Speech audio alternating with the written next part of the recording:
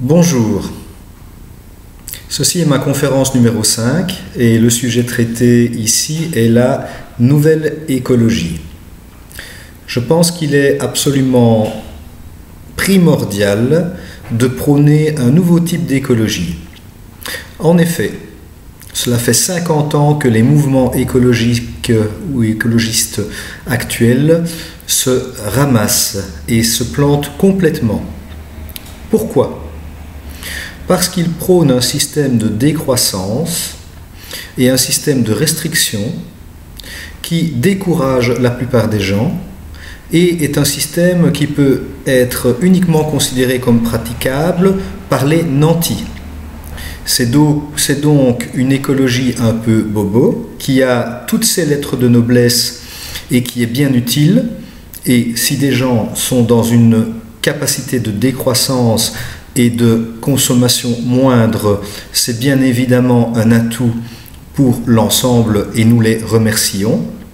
Par contre, pour toutes les populations qui n'ont pas encore accédé à un niveau de vie décent, que ce soit des populations au sein même de l'Union européenne ou partout dans le monde, il est bien évident que, alors, cette philosophie un peu dogmatique se met en contradiction avec l'économie réelle.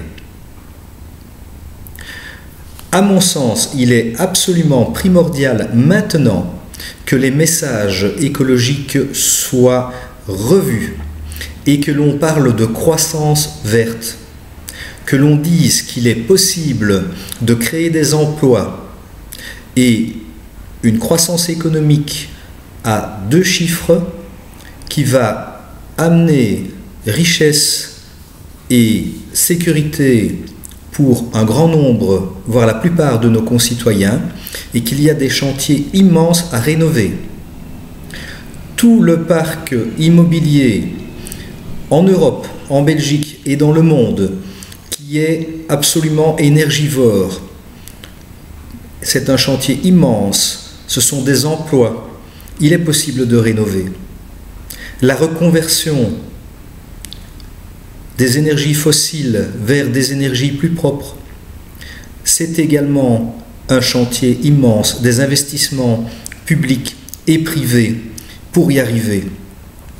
De même, la fin du nucléaire et tout l'argent qui est investi actuellement dans le maintien d'un outil vieillissant et d'une technologie obsolète, tout cela doit également être investi dans de nouvelles technologies plus rentables, plus solidaires et qui, elles aussi, vont développer notre économie, permettre la création d'emplois et amener une ère de prospérité telle qu'elle n'a jamais existé.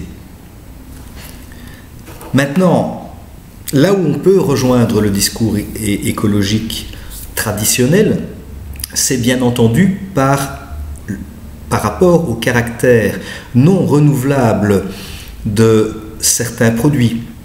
Et il est évident que quand on parle de biens relatifs au ménage, de biens d'équipement relatifs au ménage, qu'il s'agisse de voitures, qu'il s'agisse d'électroménager ou d'électronique, il est absolument primordial que tout cela soit le plus renouvelable possible.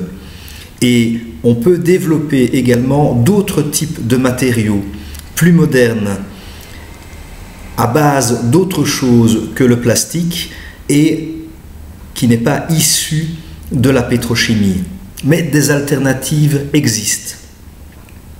Également au niveau de l'industrie alimentaire, il est possible de développer une nouvelle industrie qui n'est pas basée sur les mêmes principes et qui va permettre par exemple une économie de proximité, des emplois de proximité en favorisant par exemple les produits courts.